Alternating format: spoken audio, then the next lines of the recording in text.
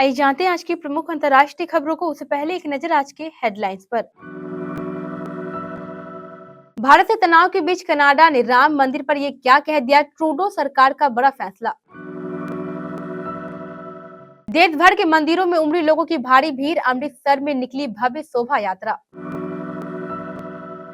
झारखंड में राष्ट्रपति शासन लगाने की थी साजिश, सीएम हेमंत सोरेन की पार्टी का केंद्र सरकार पर गंभीर आरोप। रजाई कम्बल में ही अभी दुबके रहे, ठंड से छूटेगी कपकपी। बिल्किस बानो गैंगरेप केस के 11 दोषियों ने किया सरेंडर, 2 गाड़ियों में भरकर पहुंचे जेल। आईडीएफ ने किया हमास की 1 किलोमीटर लंबी सुरंग का पर्दाफाश। अगर पढ़ाई नहीं की तो बच्चों को डराने के लिए टीचर ने कही ऐसी खौफनाक बात। एचडीएफसी बैंक का बुरा हाल, 6 दिन में साफ हुए 1 लाख करोड़ रुपए से ज्यादा। भाई की तरह गले लगा लूं, अयोध्या में बागेश्वर धाम सरकार से मिली कंगना रनौत। और कौन है इंग्लैंड टीम में शामिल किए गए डैन लॉरेंस। राम मंदिर की प्राण प्रतिष्ठा आज यानी सोमवार 22 जनवरी को होने जा रही है। इसी को लेकर सारी तैयारियां भी पूरी कर ली गई है। इस मौके पर देश में नहीं बल्कि दूसरे देशों में भी जोरदार उत्साह देखा जा रहा है। इसी बीच अमेरिका के पड़ोसी देश कनाडा में भी राम मंदिर को लेकर गजब का उत्साह देखा जा रहा है।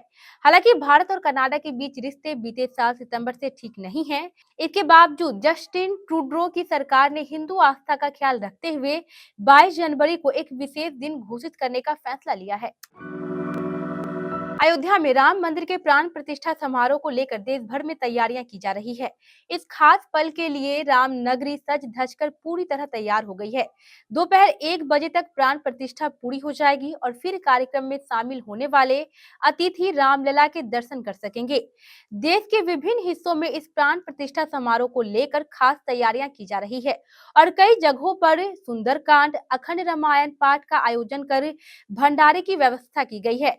मंदिरों में विशेष इंतजाम किए गए हैं और शाम को दिवाली मनाने की तैयारी है। प्राण प्रतिष्ठा के मौके पर गृह मंत्री अमित शाह दिल्ली के बिरला मंदिर में पहुंचे। वहीं बीजेपी अध्यक्ष जेपी नड्डा राजधानी दिल्ली के झंडे वालन मंदिर में आयोजित कार्यक्रम में शिरकत कर रहे हैं। झारखंड की सत्ताधारी पार्टी झामुमो ने सीआरपीएफ और केंद्र सरकार पर प्रदेश में राष्ट्रपति शासन लगाने की साजिश रचने का आरोप लगाया है। झामुमो की ओर से आरोप लगाया गया है कि ईडी के समक्ष सीएम हेमंत सोरेन के बयान दर्ज कराने के समय सीआरपीएफ के लगभग 500 जवान जबरन सीएम आवास में घुस गए और कार्यकर्ताओं से झड़प भी की। इस मामले की जांच होनी चाहिए।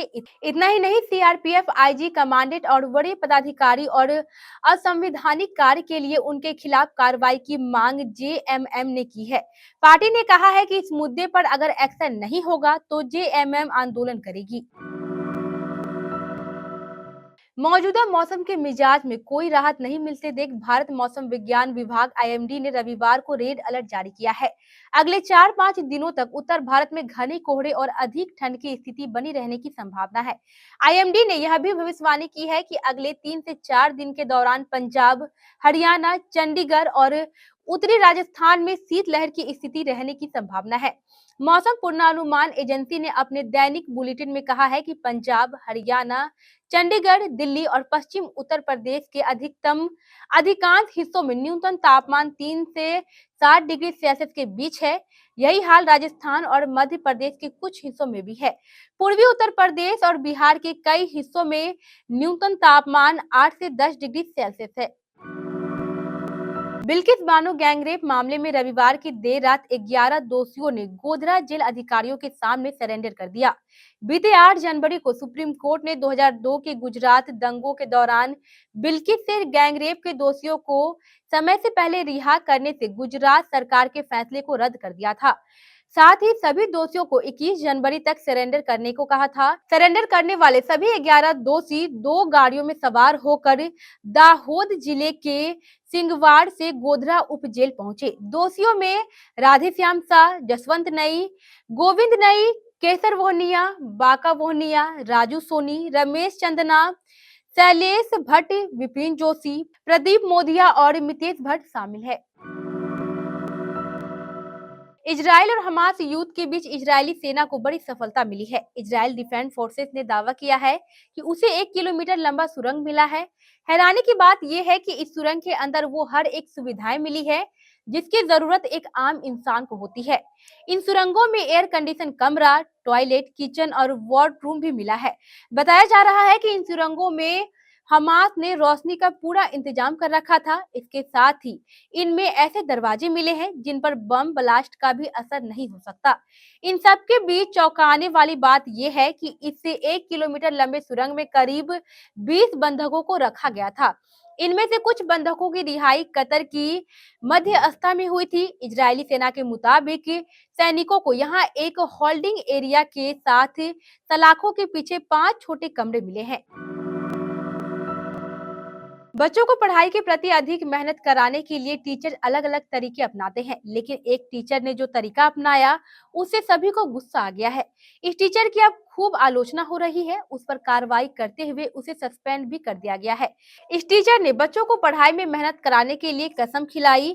उसने बच्चों से कहा कि अगर वे मेहनत से पढ़ाई नहीं करेंगे तो उनके पूरे परिवार की मौत हो जाएगी। इस मामले ने सोशल मीडिया पर सभी लोगों को हैरान कर दिया है।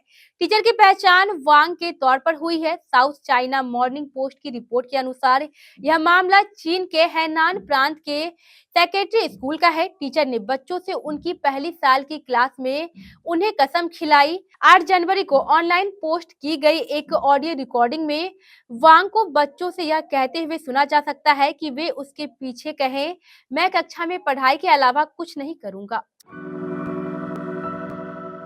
अयोध्या में राम मंदिर का उद्घाटन और रामलला की प्राण प्रतिष्ठा आज होनी है। इस बड़े समारोह में देश की कई बड़ी हस्तियां यहां पहुंचेगी।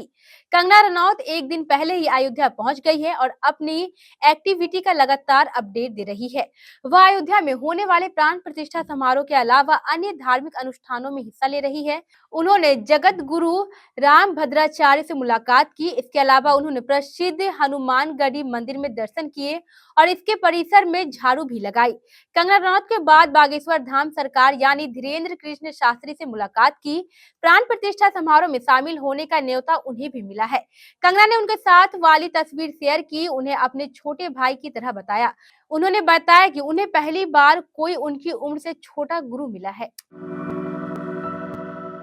इंग्लैंड के विस्फोटक बल्लेबाज हैरी ब्रूक ने भारत के खिलाफ टेस्ट सीरीज से अपना नाम वापस ले लिया है। उन्होंने निजी कारणों की वजह से भारत नहीं आने का फैसला किया है। ब्रूक की वजह डैन लॉरेंस को इंग्लैंड टीम में शामिल किया गया था। मध्य क्रम में ब्रूक इंग्लैंड की बैटिंग का अहम हिस्सा है। उनका बाहर होना टीम से बड़ा झटका है, लेकिन अब लॉरेंस की 22 महीने बाद टेस्ट टीम में वापसी हुई है। दाएं हाथ के बल्लेबाज डैन लॉरेंस दाएं हाथ के बल्लेबाज है। उन्होंने 2021 के श्रीलंका दौरे पर टेस्ट डेब्यू किया था। उसी साल टेस्ट सीरीज के लिए इंग्लैंड की टीम भारत आई थी और लॉरेंस उस टीम का हिस्सा भी थे।